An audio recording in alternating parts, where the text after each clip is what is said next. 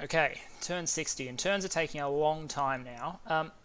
Just in advance, if you see like misplays and mistakes at this point, I'm not as judgmental myself as I normally would be, just because the logistics involved in running a war when your country is this size on this many fronts is pretty bloody involved. Um, on that note, I have received a notification from Ermor that they may be ending their nap this turn, and they will send me a Discord message before the time ticks over to determine whether or not it ticks down. We have quite a long nap. That is something he asked for when his war with Satis broke out. You'll remember that was for him to cover his ass against me backstabbing him. He looks like he's going to be putting that on cooldown, and I understand why, given the circumstances. If he's going to have to wait 4 turns before attacking me, he probably needs to start that now, noting that his plan to take these thrones seems to be going well, but it will be apparent to him by now that I will retain 1, 2, 3. So the pressure is really on him.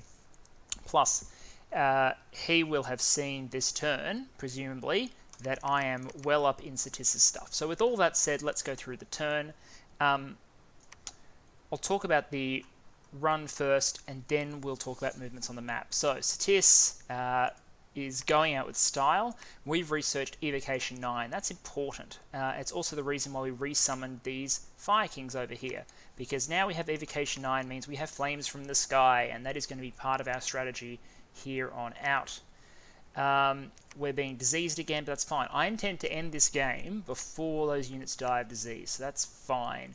Wished for gems, which is great. Tartarian Gate, Wolven Winter, another Bishop Fish down here, so we'll have a Bishop Fishy here, moving here to get its gear and then move up, and one here has already got its gear. He's going to preach, and then he's going to move over. Easy. This throne will not have a claimant, but if our prophet's energies leave the world, we'll be able to make a profit on that throne and claim it. Then there was a series of raids, so we deployed some Phantasmals. For those of you who haven't seen Phantasmal attack before, it's a relatively low cost but high research, high path spell that sends a bunch of ethereal 1 HP soldier units to attack a province. They're really only good to attack PD. Like, they'll be stressed out by anything harder than this. But they do really well against this basic PD here. By really well, I mean they lose 12 despite outnumbering it considerably. So it's not great, but I just wanted to test it, and you know, it worked. Then there was assassinations. Killed a commander. Killed a white mage. Oh, that's nice. Was he geared? Tell me he was geared.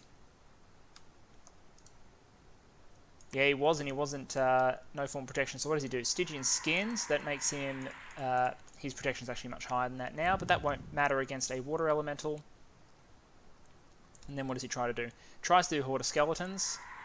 But then he gets my classic Star Child cheese.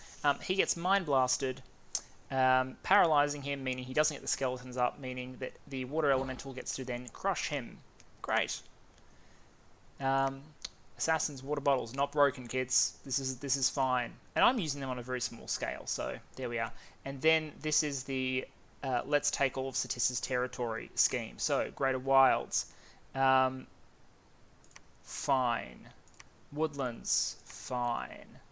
Valgard, I did want to show this. So, Satis is at the point of the game now where he's probably in a little bit of a spiral. Here's something I've noticed about Dominion's players. If you suffer a bad beat, and you lose a lot of your forces, what you really want to do is you really want to get back on top of things. So you start trying to do too much with too little, and you start partitioning your forces up into penny packets in an attempt to try and take back some territory, contain some threats. The reality is you just don't have enough stuff to do that anymore. You're in a losing position. Dominions has losing positions. Life has losing positions. Humans are just very bad at acknowledging that those positions exist. The reality is Satis at this point probably needs to be consolidating more than they are, and focusing more of what they have left on beating individual enemy armies, even if that means the other ones will run completely rampant. Anyway, so here he sends some good old monster toads, who are sacred. They're size 5, big hit point, trample, poison skin guys. Unfortunately, he's up against Ermor, who doesn't care about the poison aspect. So he blesses them.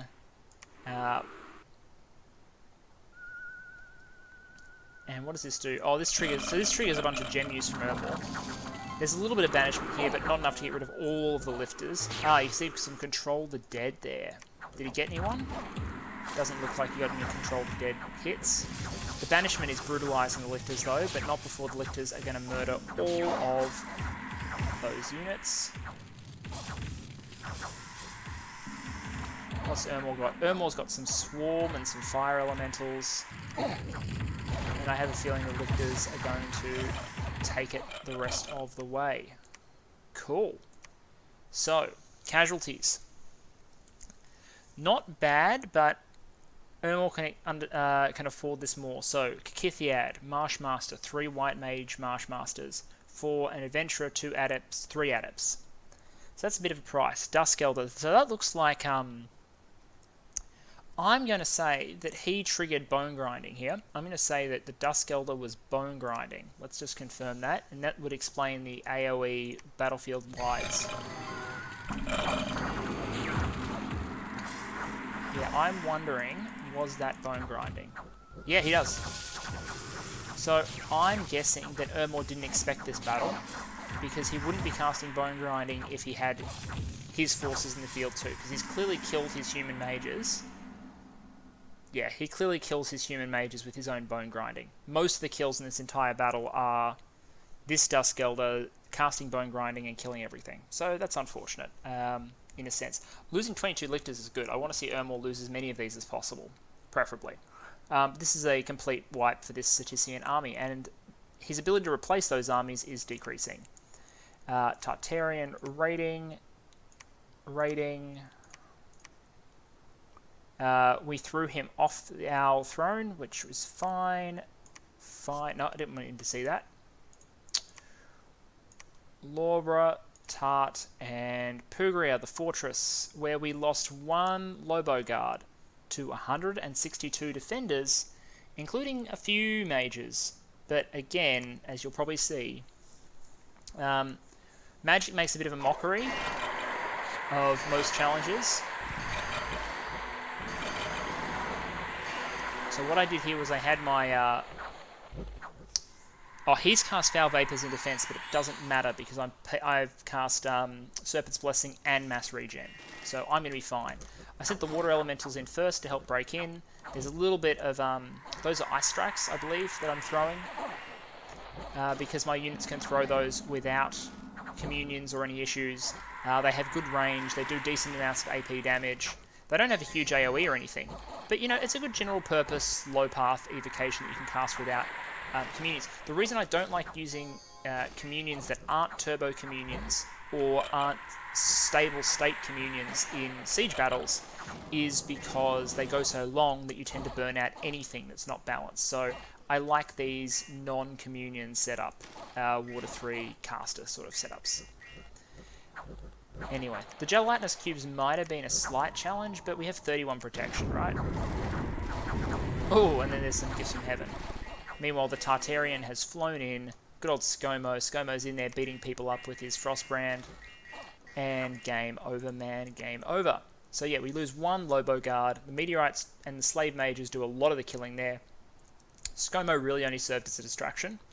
But yeah, 160 Ceticians check in, and none of them checked back out. 59 Astral Gems from Pugria. And the rest doesn't matter at this point. So, let's have a look at the positioning. We've liberated Epricia, 1, 2, 3. We will not allow it to go again. Cetis fled to Thodaz, 118. We will not pursue. We will not pursue. We will instead patrol with everything and hold, and we will finish building this fortress, and we will not go anywhere. I've taken the PD level up to 30, and most of these locations, that location has 30 PD, so hopefully that'll trigger gem use, and I'm hiding an assassin. Hopefully if he moves south to take Umbro, 1, he'll get baited on the PD, and then I'll get a free commander kill out of it. Peter Dutton here is stuck, so that's okay. He can ward off Ermor. What I'm doing here is I've formed a second army, and there are troops moving down to reinforce it. This army includes some fun stuff, like 9 elephants who I plan to put Mass Flight and Body Ethereal on, which I think will be funny. Their goal is to... because this is actually a crossing. This is a perfectly fine connection, so we can cross down to 73. And coupled with Clive Palmer taking, 61, and this province should be empty. There should be no PD here. We're going to move a scout in and take it, even though our tart there, unfortunately, is freaking out and is being insane. That should give us this line and formally cut Satis in half. Good time to be alive. On the southern front, so we have this throne province secured now. We could sit, but I think what we need to do is move and advance and hold this province, because this is really the gateway province. This is the one that controls one of the bridges, and realistically controls the other bridge as well. And while Ermor can bring some things across the river, they can't bring everything across the river. Not in the heat of Satis's dominion anyway. So we're just going to advance, and we're going to try and seize Asphodel. I'm going to assassinate the commander there before I go in. We should have a good mass of stuff. You've seen the support here. I've just reissued some gems. You'll notice that even though my gem income is insane, I'm not actually drowning in gems at this point, just like I'm somehow managing to spend 19,000 gold a turn. Although I did send Ermor some gold a few turns back, when things were a little dicier. Over here, we're not going to move onto the throne immediately, because if you look at the timing, I'm not going to get onto this throne for a little while yet, because I need to get onto this throne and then move. So I have time to assault this. Hopefully there's a lab in here. If there's a lab in here, I can do a gem reload and then move on to the throne. I'm annoyed that there was no lab here, so I haven't been able to reload gems. Sorry, I misspoke. I'm relying on my temporary gem items. I'm relying on my Clam of Pearls and the gems I was carrying. I'm relying on my Bloodstone and my Cornucopia to keep this army combat capable. I'll move more gems in with like support units, but for the moment there was no lab here. That tells me that this was just a Lizard King recruitment province. Satis can recruit Lizard Kings, so they're useful Holy Threes without having a lab, so that's probably what he was doing there. That said, if I was Satis, I'd probably get greedy and make shamans everywhere, but shamans and marsh masters. But, you know, to each their own. So we will seize this province. By taking this province with this tart, we very importantly meant that Ermor cannot raid across and claim 43 before our nap is up. So we'll buy time to seize this fort. We're going to send a little force to put in under siege. And then after we've taken this province, we can move directly onto the throne. At the same time, we move on to the 19th. So that way, all of our attacks sync up at the same sort of time. Two Tartarians are deploying to the front this turn. Bob Hawke and John Howard are going out. So John Howard's going to join the fight at Asphodel. John Howard is another normal, like, Titan-style Tartarian. Flamebrand, he is a Earth Mage who I've given Earth Boots to go to Earth 4, so he is an Army of Lead / Gold caster. But I've still given him the usual biz to give him 20% regeneration, nice little bit of Reinvig, he'll Earth Power for Reinvig 6, and he's got basic kit to defend himself in close combat if needed, but mostly it'll be the regen and his magic that keeps him alive. Bob Hawke, meanwhile, is a Firestorm caster, so he's come out as a Fire 4. He was Air 1, we put a winged helmet on him to bring him up to Air 2, so he can teleport with Cloud Trapeze. Anti-magic, regen, Armor of Knights, defensive thug kit, again, just to keep him alive in close combat. With Ore and a Flamebrand, like, he can thug well, but honestly, he's there to do Firestorm. So he's going to teleport to Old Coast. Which one was Old Coast? Trying to remember. Here it is. So he's teleporting here. So all I've got in the water is a shit ton of Lobo Guard that I built up that don't really have any real, like, way to, like, make a statement. Alone, this would struggle against PD. With a Bob Hawke, though, Bob Hawke can teleport in, and he can Mistform Phoenix Pyre, Fire Shield, Falling Fire's Pyro of Fire, attack closest while the troops all stay. So, and I might adjust that to make him actually like Thug instead, but I don't think he'll patrol here. He certainly won't reinforce here. Here. There are barely any troops. It looks like all the focus will be on the throne. If it was Satis, I wouldn't reinforce this, so I'm hoping that a little bit of Evo support, including from the mages that are coming in as well. Some Evos, a Tartarian, and a bunch of Lobo Guard will be enough to put this under siege. And I do have and I can take more. I have 200 and something siege strength against 250 walls, so I won't crack it this turn, but I can absolutely put it under threat and get it the turn after. So that is that. Overall plan, seize this throne, seize this fort this turn, and then next turn move on to the 2 thrones that I need to win, while keeping this one implicitly secured, this one secured with an army. My defense strategy for these is going to be pretty simple. I'm building up a reserve of water bottles. So in Extremis, what I can do is deploy like 15 water bottles to Miglia or to Copus, whichever one is threatened first. I can just deploy 15 water bottles and assassinate all the commanders. That's basically the go. And if I want extra time, I can deploy 1 turn before I expect to be attacked, so that the assassins are on the border. That way we can kill some of the commanders and stop the troops ever making it. So that's good. The one extra addition is to make these assaults easier. One thing I've noticed is I tried to freeze this province. I tried to freeze Midland, because then I could Wolf and Winter it.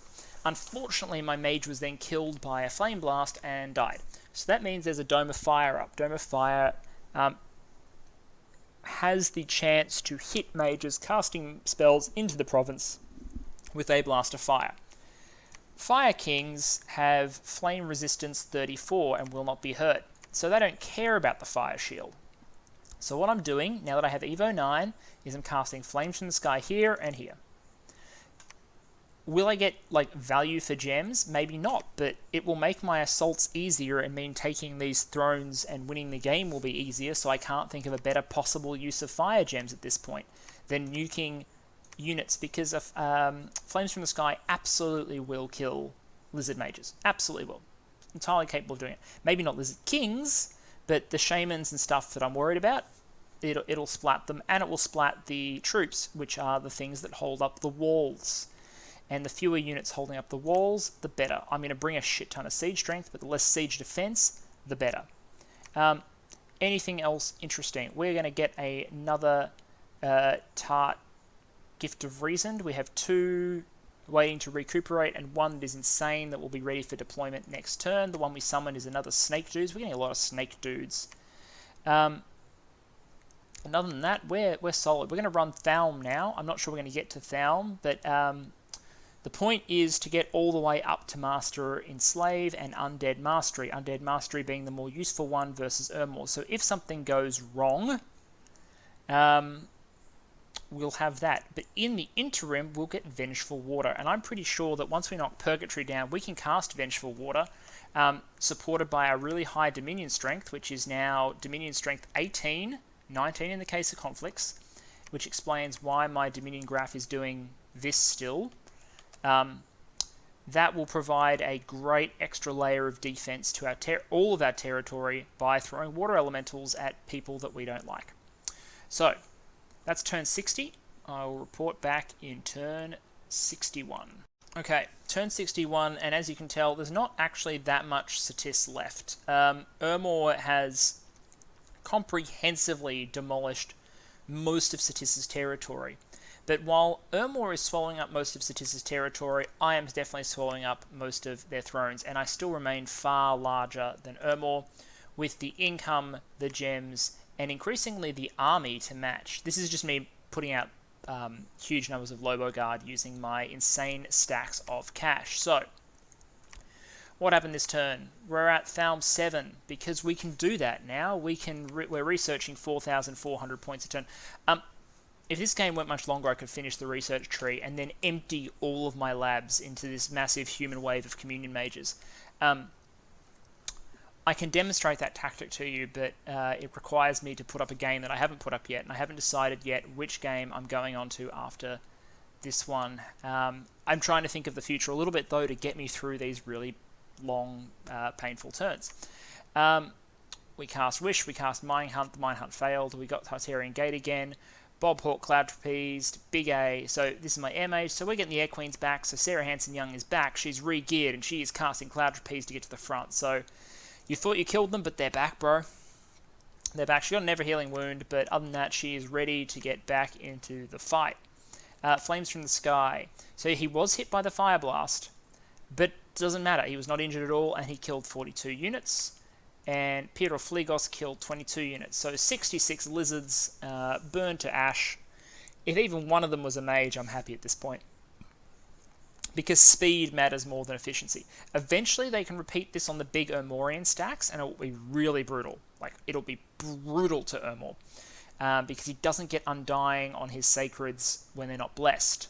And they're not blessed on the strategic map, so it will kill his Sacreds, especially his Knights. But right now, I'm just using it to crack forts a little bit faster.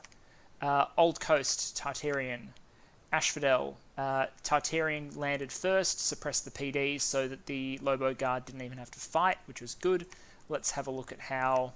Because this was John Howard. Was this John Howard? Yeah, this is Johnny Howard.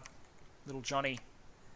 Alright, Iron Skin, Phoenix Pyre, Summon Earth Power, because that means he's now Reinvigoration 7, and he will go back to Fatigue Neutral really quickly. He is Protection 24. It's not huge, but that's okay. But he's got a Vine Shield, and he has 20% regeneration, so 36 per turn, and he's got Phoenix Pyre, and he is Blunt Resistant, and he is Mistformed, and at this point it is all over but the crying as he kills people. They all get Vine Shielded, and they're just leaving as soon as the Vine Shield finishes because... I mean, would you try and kill that with a spear? I mean, it's a Mistform thing that's made of steel, that seems to be resistant to all of your attacks, that is towering over you. And they don't know it, but if they did kill him, he would just explode and respawn. And with Reinvigoration 7, you need to be killing him quickly. So, yeah, that's a Tartarian.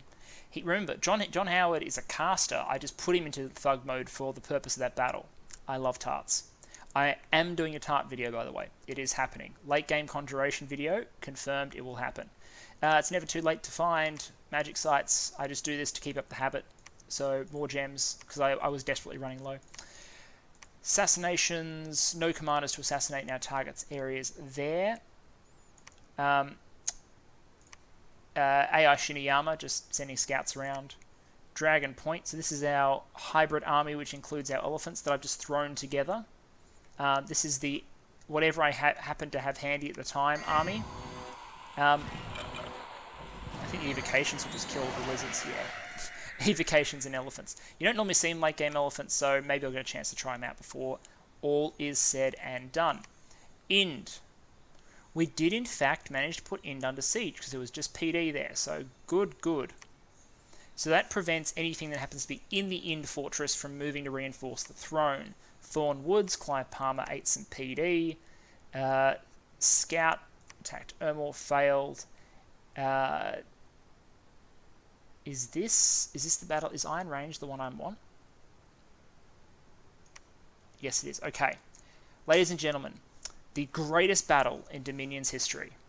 On the left corner, a scout. Scripted to attack. On the right-hand side, a scout, scripted to hold and retreat.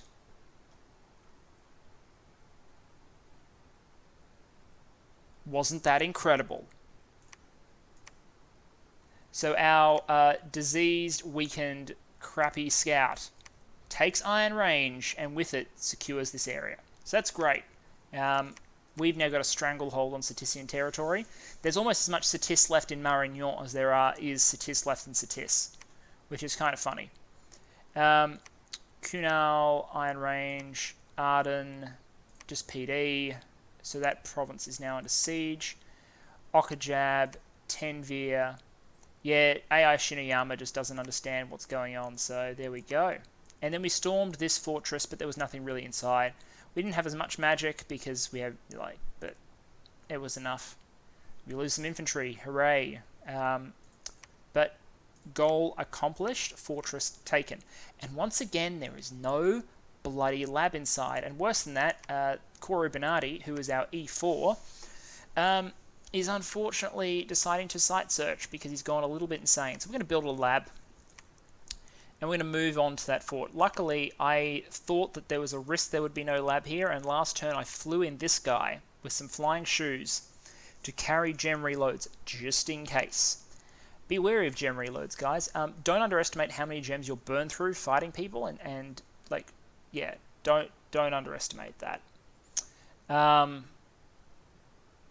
Yeah. I'm sure at the time I was frustrated. I'm recording this after the fact, as you probably guessed from this turn and last turn. They take a lot of time to record as well as a lot of time to do, but my notes on my frustration are extensive. I make the decision here to move on to Muspel anyway. So that means going without Corey Bernardi, but that's fine as far as I'm concerned. Julia Gillard, meanwhile, is also insane in sight searching, but she's kind of like serving a role, existing as like a fleeting being over here. But you know, I bet Julia would have been really happy if Corey was freaking out and she got to come in and save the day, but alas no, they're both freaking out at the same time. It happens. We're going to storm Asphodel. We're going to move a force here to take it. It is a force made up almost entirely of shit, but that is okay.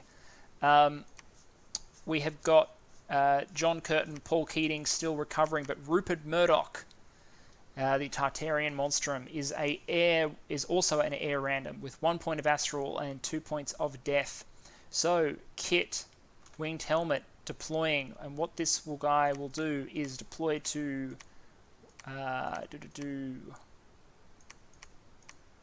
where is he deploying to?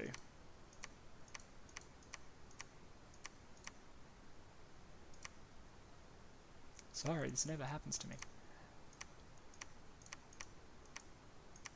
Where is Muspel? 43.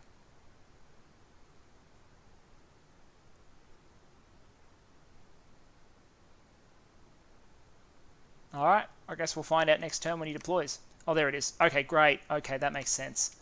Oh, I was like, what am I doing? Surely I've got a good idea here.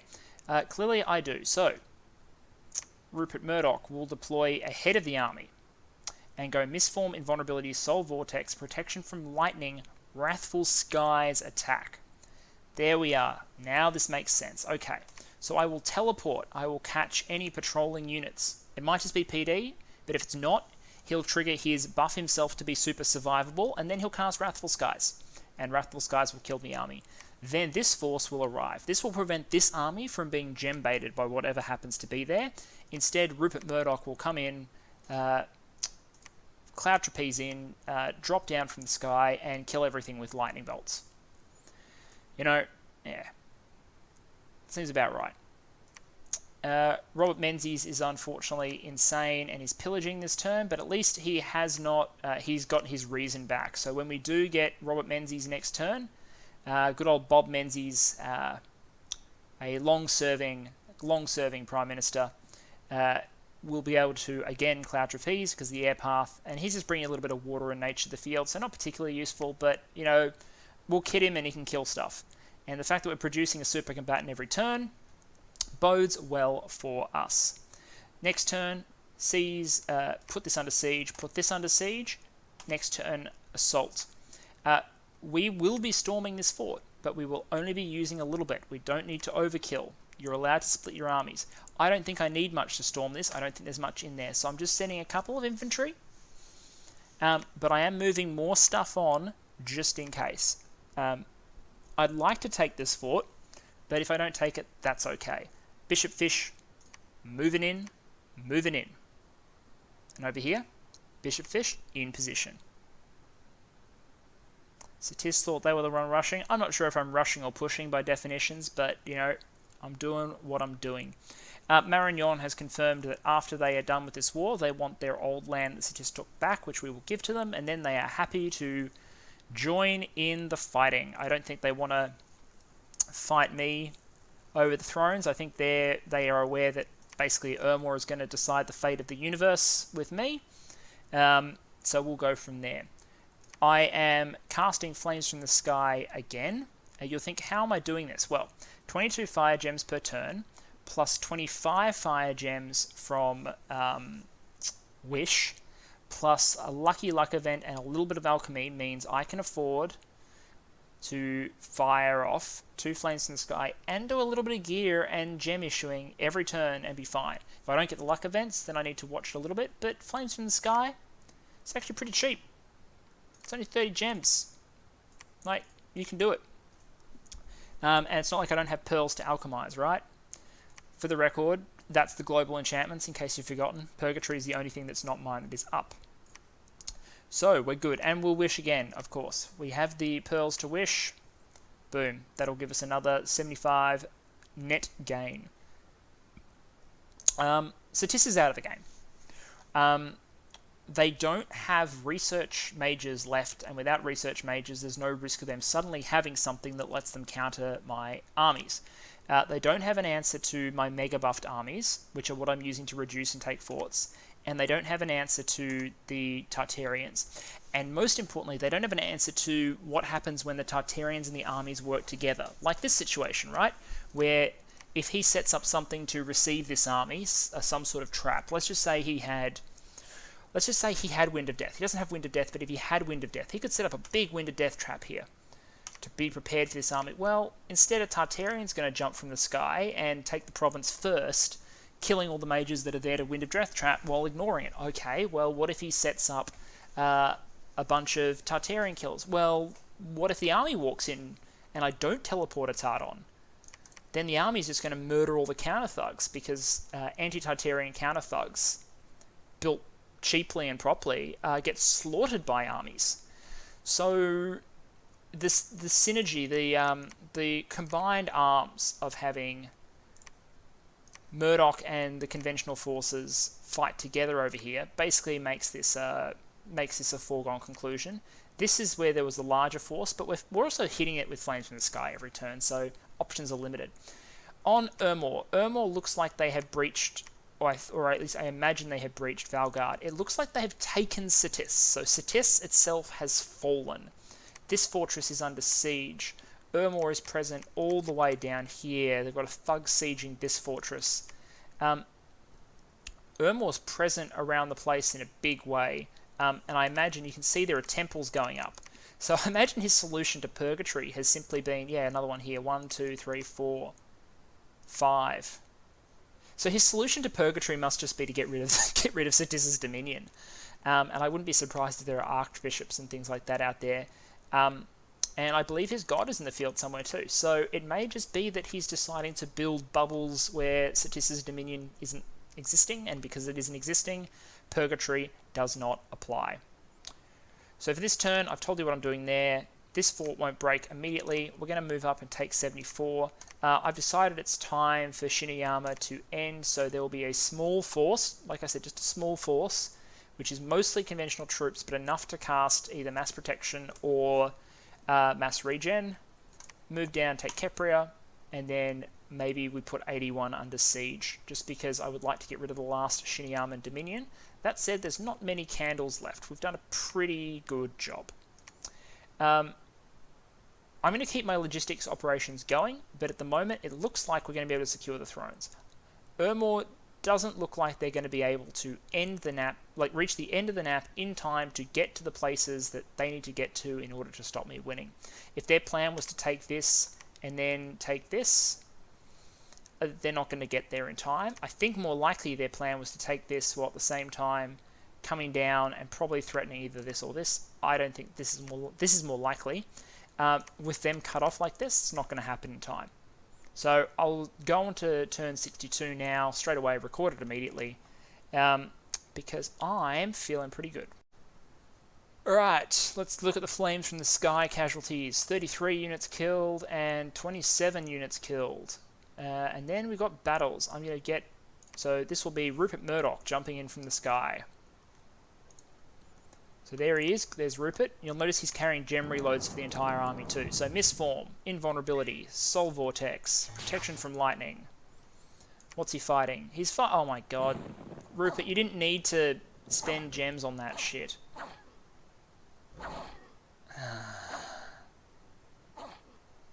The Wrathful Skies is so completely unnecessary.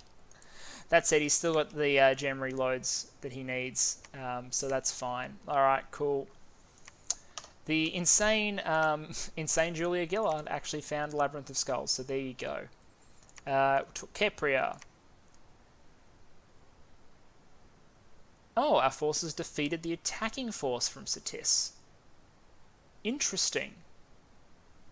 So, we teleported in, we moved on, and then he moved out, I guess. Great. What was the idea here? What have the Windmasters got? Windmasters don't have gems.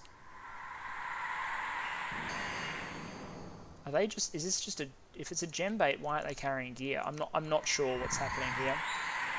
Anyway, two mages die. Cool. And are any of these interesting? Titan killing a lot of PD. Is Titans killing PD?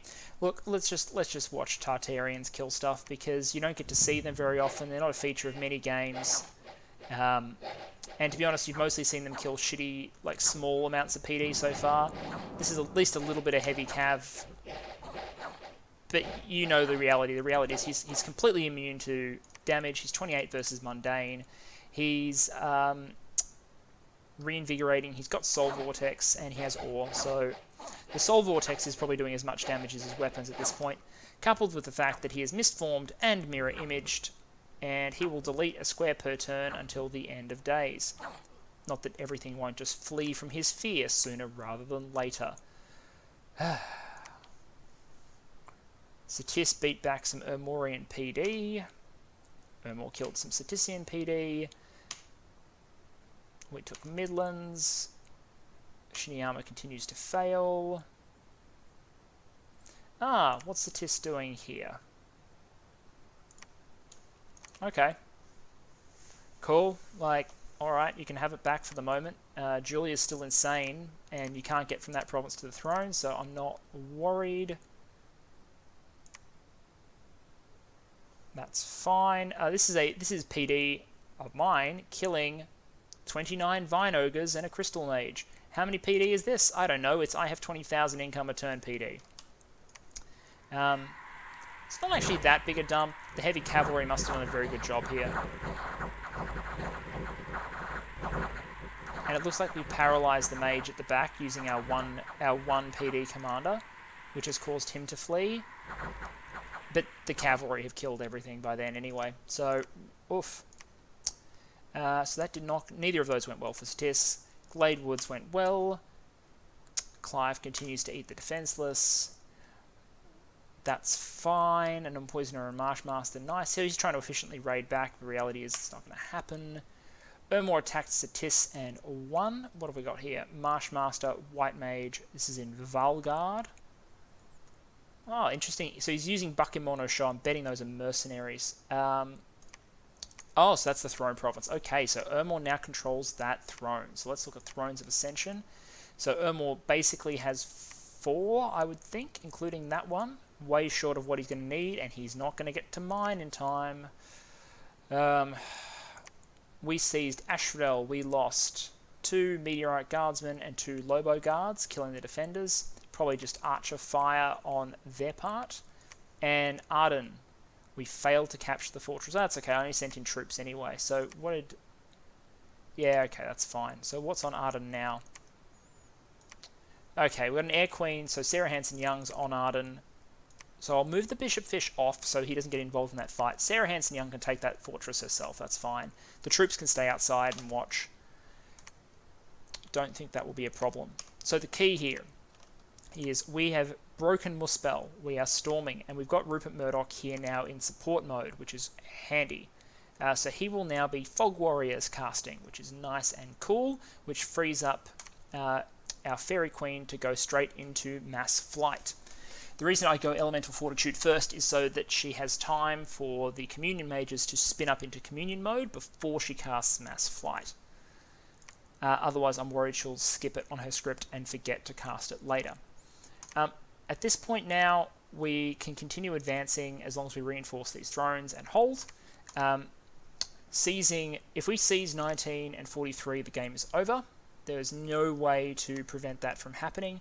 I'm teleporting in some refresh gear for Dutto because I want a powerful SC on the border with Ermor, especially since Ermor has got the Divine Mummy who has done amazing things this game, and I won't underestimate over here doing stuff. So new kit coming in. Other than that, 2 turns till Thalm. 9, I believe Purgatory is still up. The moment Purgatory goes down, we will cast Vengeful Waters, but I think it's excessive at this point because I think and I think Ermor knows it too, that there's a chance that I'm going to win this before, well, I may not know. Depends whether Ermor has forgotten that I haven't claimed that one. But no, I'll give him credit and assume he's counting. It's probably apparent to Ermor that I might win this before he's allowed to attack me. That's the goal anyway. Sailing through now, 62, see you in 60. Okay, turn 63, and really, only 2 battles mattered. The first is this attack on Muspel, with the lovely, weird and wonderful army of Relay. Dominions is a fantastic universe. Where else do you get to see a bunch of like Deep One frogs, a Queen of Fairies, an assembly of otherworldly lights, some Illithids, a former Australian Prime Minister turned Titan Snake, not Prime Minister, most of mine are Prime Ministers, Rupert Murdoch is just a media mogul. And then a bunch of flying greater othernesses from beyond the void that are made of fog, flying over walls to murder a bunch of lizards that are defending their homelands. Dominions is great. If there was if Total War had been made using Dominions rather than Warhammer, I would have been happy, and that's from someone who loves Warhammer. Firestorm's just egregious, but there is no kill like Overkill. I take no risks when thrones are involved. And in Midlands, you've already seen the result. Similar sort of army, fewer Mind Blasters, but really good mage support core, nice big communion. We don't fly here, but we still have Firestorm.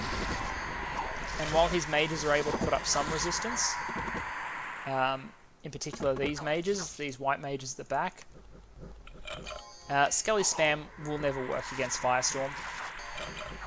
And eventually we will be able to cut our way through. It helps that our units are immune to damage. Proc 29 and regen. And while I normally go on about late age Atlantean ice guards as compared to meteorite guards from Relay, meteorite guards get their protection in all temperatures. Oh, right here, by the way. So not Rupert, this is Bob Hawke. Bob Hawke teleports into the back line and starts fighting a bunch of Banes. Banes have decaying Bane blades. Banes are actually decent anti-thug units because they do very large amounts of magic damage that also causes the decay. They are good anti-thug units, but Bob Hawke is absolutely able to mostly regen through it. Now, his ore means nothing against them, his misform means nothing against them, and he's taking a bunch of wounds. You can see he's been muted, but he is killing them. He's down to one arm. Okay, so he is lost an eye, he's weakened, he's chest wound, he's crippled, he's never healing, and he is mute. But he's alive. And this means what can happen now is I can take this Armour of Knights off, put a Shroud on him, and he will steadily lose all of these. In the meantime, he can just act as a caster. Not that he has to, because with Midlands secured and Muspel secured, and you'll notice in Muspel I have gone to 80 province defense, where life is good. So what I have done is last drop bear was turned into the prophet last turn because he didn't assault, he instead prophetize. So I will claim with my bishop fish, I will claim with my bishop fish, and I will claim with my bishop fish. I have given Ermor a heads up that I am doing what I am doing. And I've done that for one reason. Our nap may not be up until next turn, so we can't attack each other until next turn. But by popular consent, my favourite hero in the Hall of Fame, so Peter Dutton, my top hero, is going to fight Christine, his top hero. I think Dutton's gotten in the bag, but Christine has surprised people before. So we're just going to have a duel to end the game. Other than that, it's over. Nothing can stop me at this point. I'm claiming the critical thrones. I just got there first. And I'm not sure what else to add, to be perfectly honest. We'll jump to turn 64 to see that final duel of the fates, and I'll save any reflections for a post-game video. Turn 64, and it's over, as you can probably tell. There's not really much point in going through the turn. 4 thrown claims mean we're done. We had been in a position where we were trying to get additional... We were preparing ourselves to continue going on, so we were still making tarts, we were still prepping, but the reality was, last turn we knew we were going to win. The only thing that matters is that we did in fact duel Christine. On left-hand side, you have Peter Dutton, Tartarian Titan. Left-hand side, you have Christine. Christine has 202 hit points and is armed with a Shadow Brand. Christine has Tough Skin, increasing her protection to 23. Christine has Blood Vengeance. But ultimately, Christine is no Tartarian. So Peter Dutton will quicken himself. Christine will smartly then fly onto his square. And the reason she does this is to avoid him getting more of his script off, but the quicken self here is critical. She's hitting and doing a little bit of damage, and then he'll regenerate it. He hits twice for 32 each time, and it's flaming and catches her on fire. And this is why I was confident, right? Because I knew I could quickness, and I knew I would do a lot more damage. The Shadow Brand hurts, but it doesn't hurt enough.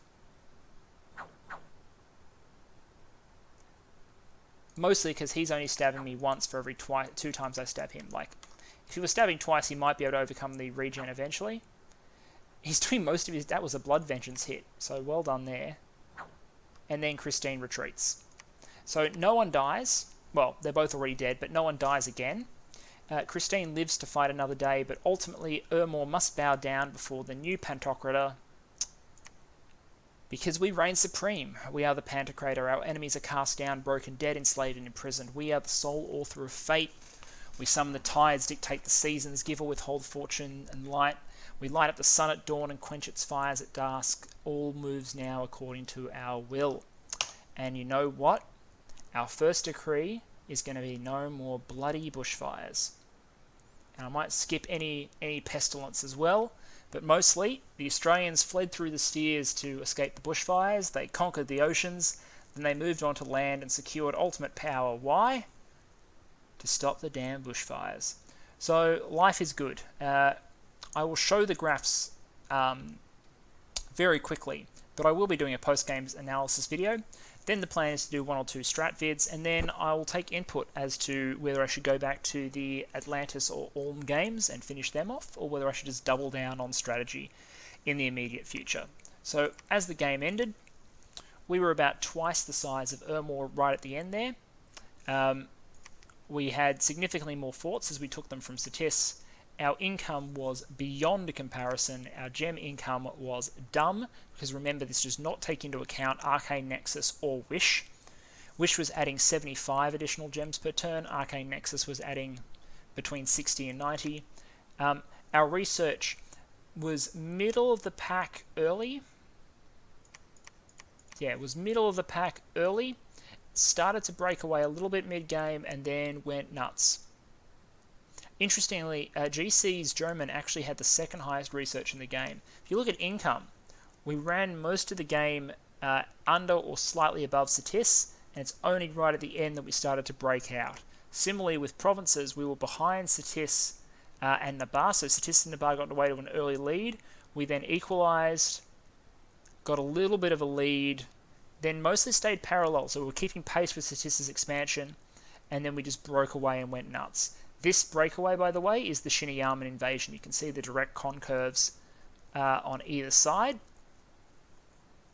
Concaves, rather.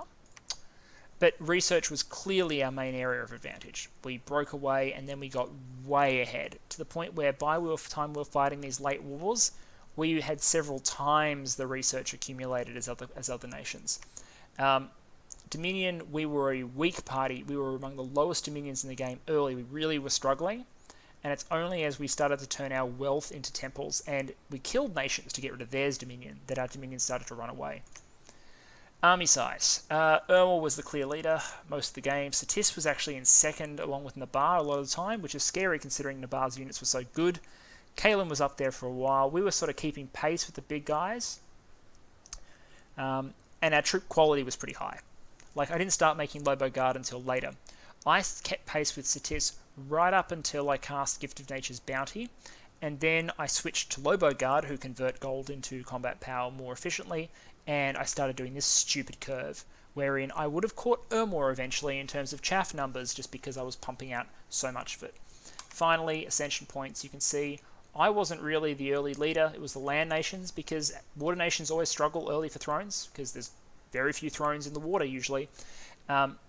And it's only as I managed to fight my way on land that I secured a little bit of territory, and then eventually I staged a one-turn claim. So that's this game. I'm really buggered, so I don't want to do too much reflection on this now. I'm also aware this will be a long video. But please, comment. How do you feel about it? What did you think about it? And more importantly, what do you want to hear about in the post-game review? Because I'm going to do a post-game review. I'm going to chat through what worked, what didn't, my thoughts, my strategies, what I would do differently, what I would do the same, what I would have done as other players. Those are the sort of things I could talk about. But if you have a topic that you want covered in that video, let me know. I have not recorded it yet. I'll take that into account, record it, and hopefully you'll see that soon.